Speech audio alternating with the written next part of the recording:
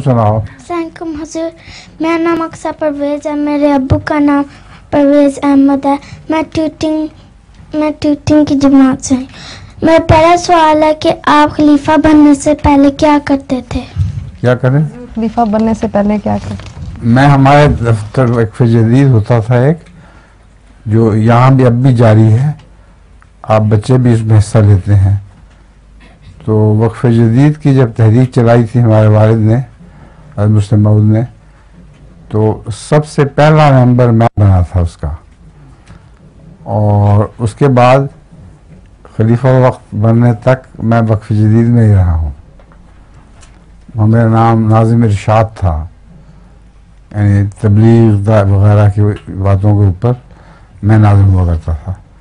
दो ही होते थे, एक नाज़िम माल और एक नाज़िम इरशाद। एक माल के अमूर के मुतालिक था नाज़िम और एक तबलीग वगैरह के मुतालिक। तो मेरा काम तबलीग का था और बहुत मैं देहात के दौरे किया करता था। बेशुमार पाकिस्तान के गांव हैं वो मैंने देखे हैं, बसों पर, कभी गाड़ी पर, कभी किसी चीज़ पर, और जाके वहाँ लोगों से मिलता था, उनसे उनका कलमा दुरुस्त करता था, उनसे और बातें पूछता था बच्चों की।